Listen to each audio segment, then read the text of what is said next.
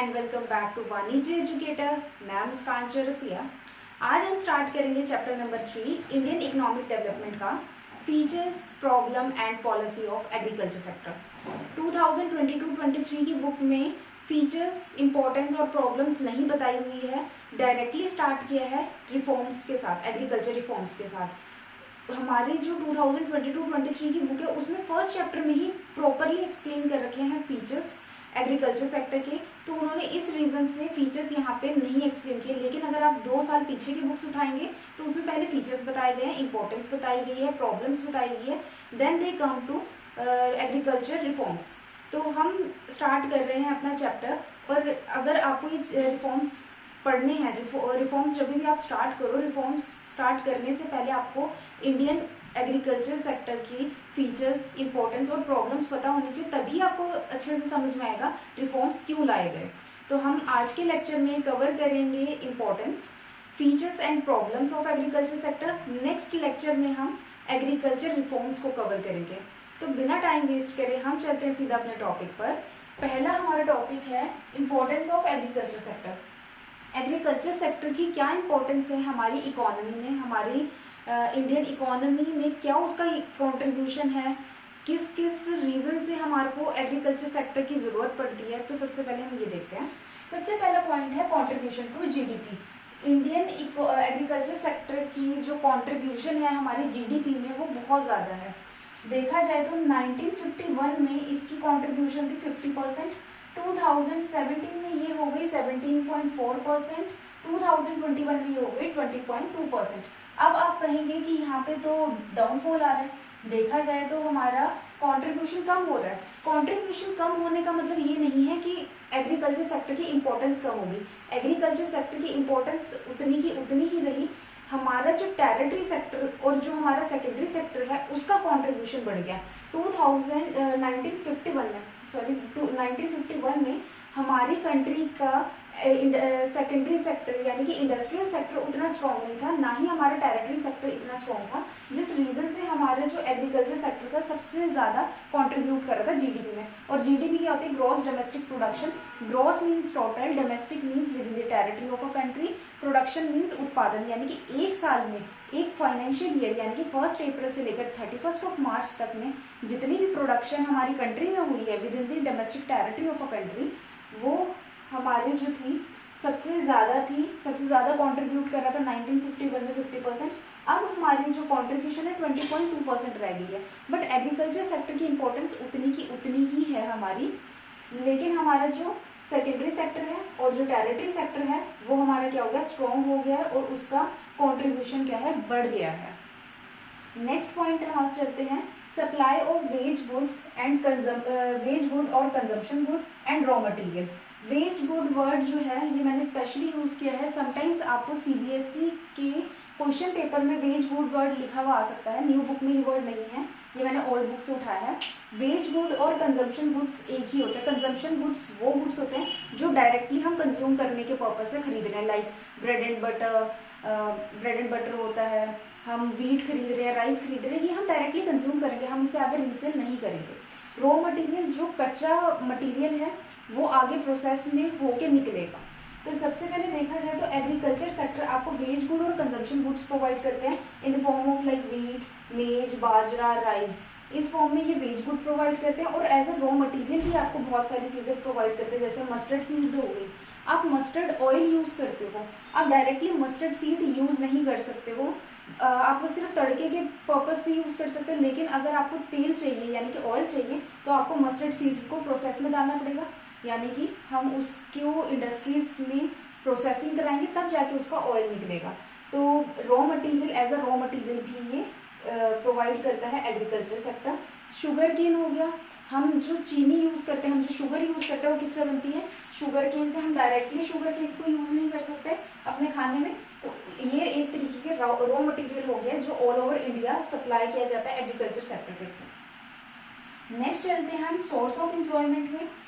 Indian economy में सबसे बड़ा एम्प्लॉयमेंट का सोर्स है एग्रीकल्चर सेक्टर, क्योंकि इंडिया में बहुत ज़्यादा एरिया जो है वो रूरल एरिया है और rural area is the backbone of Indian economy.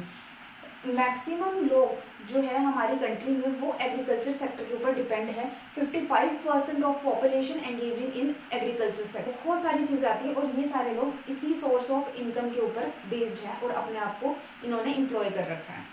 Next हम चलते हैं demand for industrial goods. Demand for industrial goods कौन से गुड्स होते हैं? जैसे मशीनरीज हो गई। मशीनरीज में अगर एग्रीकल्चर सेक्टर जैसे जैसे डेवलप करेगा वैसे वैसे आपको मशीनरीज की ज़रूरत पड़ेगी, लाइक ट्रैक्टर, थ्रेशर, हार्वेस्टर और भी बहुत सारी अलग अलग तरीके की मशीनरीज आती है जो एग्रीकल्चर में यूज़ होती है।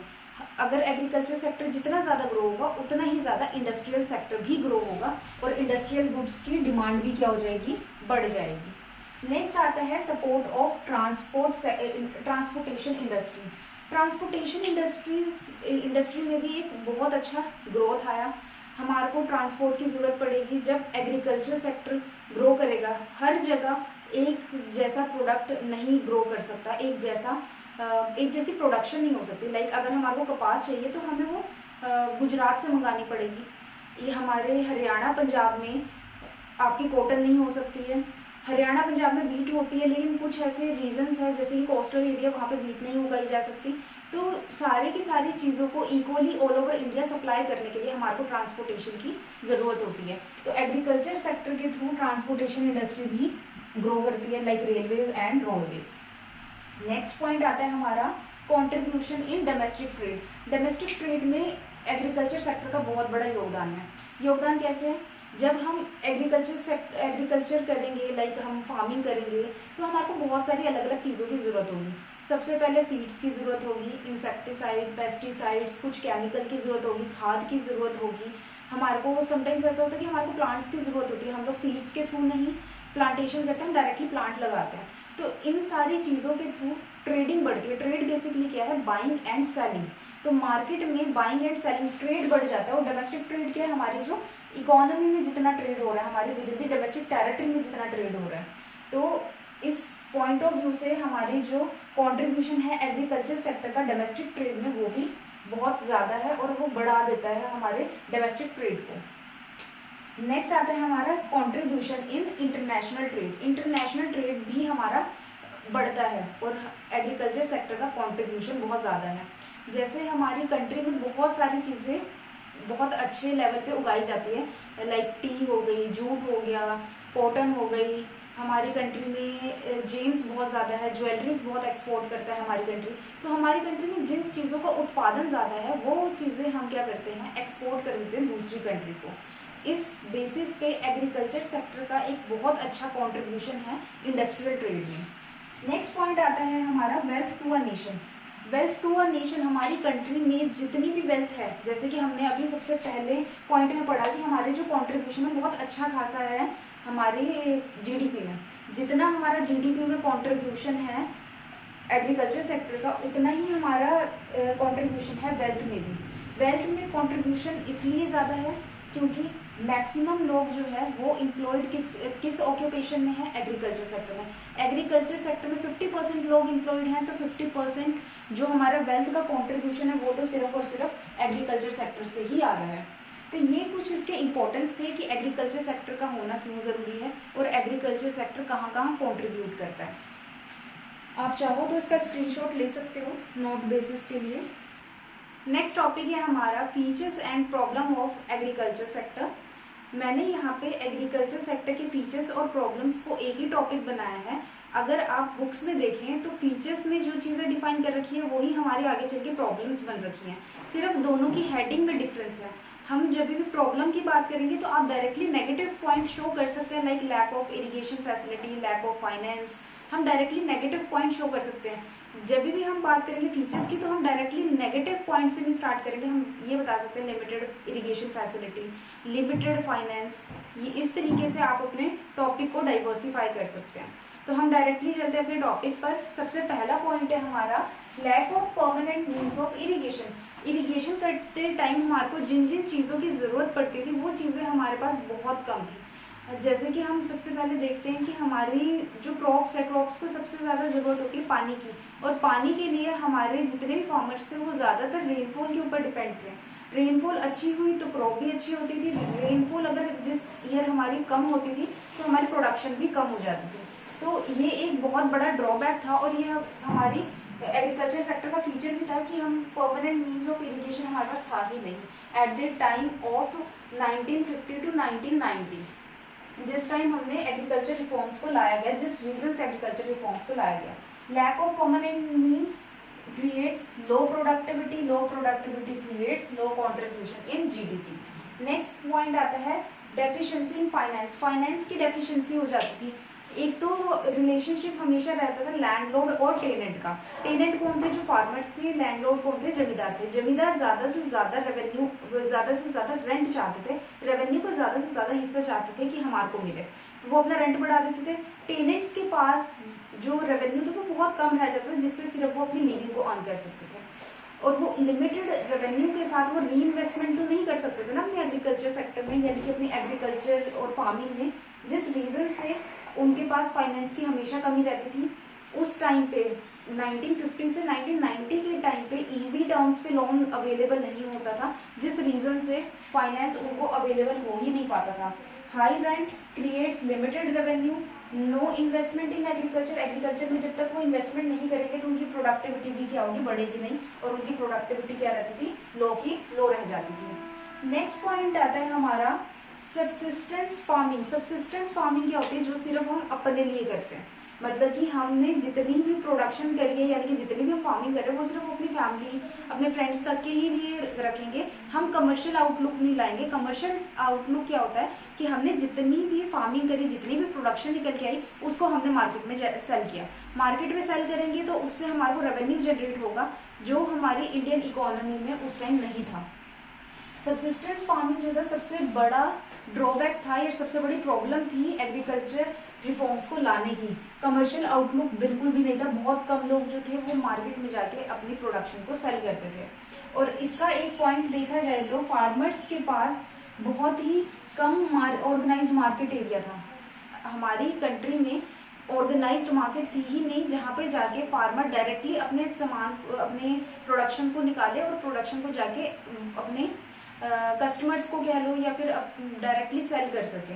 आज हमारी इकोनॉमी बहुत ज़्यादा स्ट्रॉन्ग हो गई है कि डायरेक्टली फार्मर चाहे तो खुद जाके मार्केट में कस्टमर्स को, यानी कि बायर्स को वो सेल आउट कर सकते हैं। लेकिन 1950 से 1990 के बीच में एक ऑर्गेनाइज्ड मार्केट बहुत मुश्किल थी, हमारी इकोनॉमी में नहीं थी। और जितने भी फार्मर्स थे वो ज़्यादातर ज़मींदार के ऊपर डिपेंड थे, ज़्यादातर बड़े बड़े दुकानदारों के ऊपर डिपेंड थे, जिस रीज़न से इन लोगों को ज़्यादा रेवेन्यू क्रिएट नहीं हो पाता था। नेक्स्ट पॉइंट आता है small and scattered farming. Small का मतलब होता है छोटी फार्मिंग, और साथ ही स्कैटर्ड का मतलब होता है जैसे लैंड है, लैंड का एक हिस्सा यहाँ पर है, उनके पास एक वहाँ है, एक वहाँ है, एक वहाँ है, मतलब 4 हिस्से, तो चारों अलग अलग कोने पे हैं। इस तरीके से फार्मिंग करने से उनकी कॉस्ट ऑफ प्रोडक्शन बढ़ जाती थी। कॉस्ट ऑफ प्रोडक्शन बढ़ते ही रेंट तो उनको उतना ही देना पड़ेगा जितना देना है, रेवेन्यू उनका कम हो जाता था, और प्रोडक्टिविटी भी कम होती है। अगर आपके 4 लैंड है और वो एक चारों अलग अलग जगह पे है, और यही 4 लैंड एक जगह हो जाए तो उधर प्रोडक्टिविटी बढ़ जाती है, और अगर ये स्कैटर्ड हो तो प्रोडक्टिविटी हमेशा कम हो जाती है। जैसे कि कॉस्ट ऑफ प्रोडक्शन बढ़ जाएगा, प्रोडक्टिविटी क्या होगी? कम होगी। कम प्रोडक्टिविटी से आपका जो कॉन्ट्रीब्यूशन है जीडीपी में वो भी क्या था? कम हो गया था। नेक्स्ट आता है limited technology. At the time of 1950 to 1990 हमारी कंट्री में टेक्नोलॉजीज बहुत कम थी।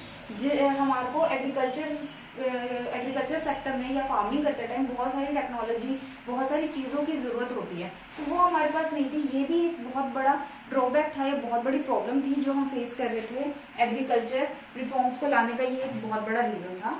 आप चाहो तो इसका स्क्रीनशॉट ले सकते हो नोट्स पर्पस के लिए। अगर आपको लेक्चर अच्छा लगा तो लाइक, शेयर एंड कमेंट ज़रूर करना, एंड थैंक यू।